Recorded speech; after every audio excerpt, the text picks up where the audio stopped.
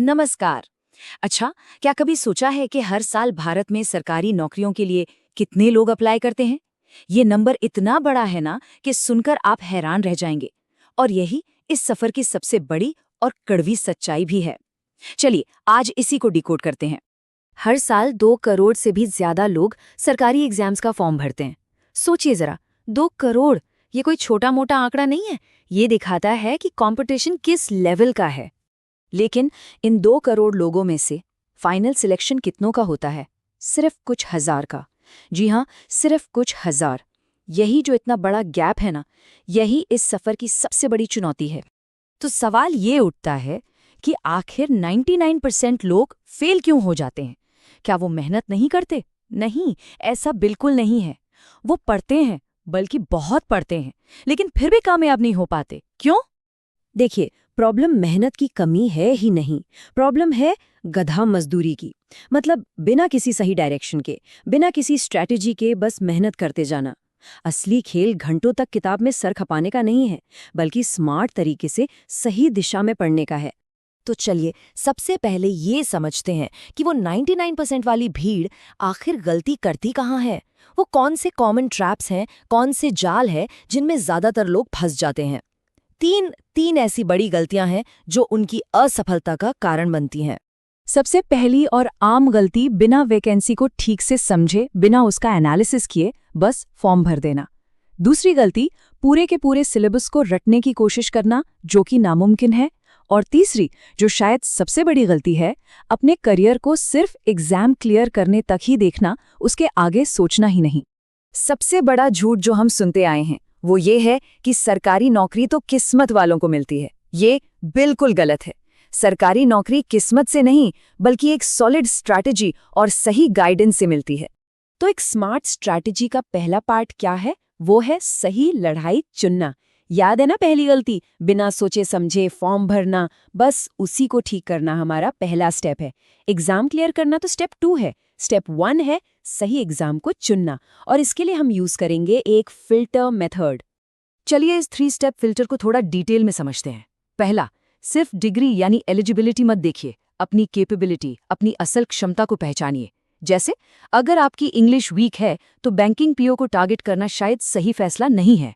दूसरा, जॉब का hidden profile समझिए। मतलब क्या आप जिंदगी भर ट्रांसफर के लिए तैयार हैं? आपको डेस्क जॉब चाहिए या फील्ड जॉब? ये सब जानना बहुत जरूरी है। और तीसरा, भेड़ चाल से बचिए। कभी कभी जो एग्जाम कम फेमस होते हैं ना, उनमें सिलेक्शन के चांस कहीं ज्यादा होते हैं, क्योंकि वहां भीड़ कम होती है। अब आते हैं सबसे जरूरी मुद्दे पर, सिलेबस। ये वो जगह है जहां ज्यादातर लोग हार मान लेते हैं। वो बस बाजार से एक मोटी सी किताब लाते हैं और पहले पन्ने से रटना शुरू कर देते हैं। ये तरीका पूरी तरह से फेल है। देखिए, जनरल नॉलेज या जीके एक समंदर की तरह है, और आपको इसमें डूबना नहीं है, तैरना सीखना है। हिस्ट्री, ज्योग्राफी के हर पन्ने को रटना ना तो मुमकिन है और ना ही जरूरी। यहाँ काम आता है 80-20 का नियम। यकीन मानिए, एग्जाम के 80% सवाल सिलेबस के सिर्फ 20% हिस्से से आते हैं। स्मार्ट तैयारी का मतलब ये है कि उस 20% हिस्से को पहचान कर उस पर अपनी पूरी ताकत झोंक दी जाए। अब बात करते हैं रीजनिंग की। ये आपकी रैंक तय करता है। यहाँ नॉलेज से ज्यादा स्पीड का खेल है। सोचिए, अगर आप एक सवाल सॉल्व तो कर लेते हैं, लेकिन उसमें 2 मिनट लगा देते हैं, तो आप तो रेस से वैसे ही बाहर हो गए। हमारा लक्ष्य होना चाहिए कि शॉर्ट ट्रिक्स की मदद से सवाल 30 सेकंड में सॉल्व हो, वो भी बिना पेन उठाए। प्लीज मैथ से डरना बंद कीजिए।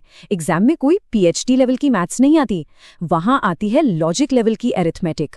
आपको बस परसेंटेज, प्रॉफिट लॉस जैसे बेसिक कॉन्सेप्ट्स पर फोकस करना है, जो पेपर का लगभग 70% हिस्सा कवर करते हैं। और अब वो सेक्शन जो असली गेम चेंजर है, लैंग्वेज। चाहे हिंदी हो या इंग्लिश, इसे हल्के में लेने की गलती बिल्कुल मत कीजिएगा। ये वो सेक्शन है जो सबसे कम टाइम में सबसे ज्यादा मार्क्स दिला सकता है, और इसके लिए सिर्फ ग्रामर नहीं, रीडिंग कॉम्प्रिहेंशन को मजबूत करना पड़ेगा। तो पूरी सिलेबस स्ट्रैटेजी का निचोड़ यह है, जीके में रटना नहीं, सिर्फ 20% जरूरी टॉपिक्स पर फोकस करना है। रीजनिंग में धीरे धीरे सॉल्व नहीं करना, शॉर्ट ट्रिक से स्पीड बढ़ानी है। मैथ्स में मुश्किल टॉपिक से डरना नहीं, बल्कि कोर अरिथमेटिक को मास्टर करना है। और हाँ, लैंग्वेज को कम नहीं आंकना, बल्कि रीडिंग कॉम्प्रिहेंशन को स्ट्रॉन्ग बनाना है।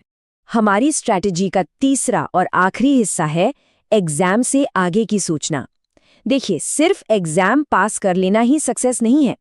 असली सक्सेस तब है जब आप 5 साल बाद अपने करियर के फैसले पर पछताए नहीं। आपको सिर्फ जॉब के बारे में नहीं, एक पूरे करियर रोड मैप के बारे में सोचना होगा। प्रमोशन के क्या चांस हैं? क्या इस जॉब में रहते हुए 10-15 साल में एक अफसर बन सकते हैं?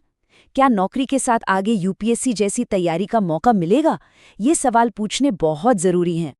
और एक बहुत ज़रूरी सवाल खुद से पूछना होगा कि लॉन्ग टर्म में आपके लिए क्या ज़्यादा मैटर करता है, पावर या पैसा?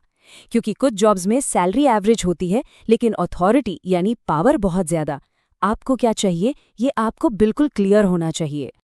तो दोस्तों, ये है आपकी सक्सेस का स्मार्ट ब्लूप्रिंट। अब वक्त आ गया है कि उन पुराने घिसे-पिटे तरीकों को छोड़ा जाए और एक नई सोची-समझी स्ट्रैटेजी को अपनाया जाए।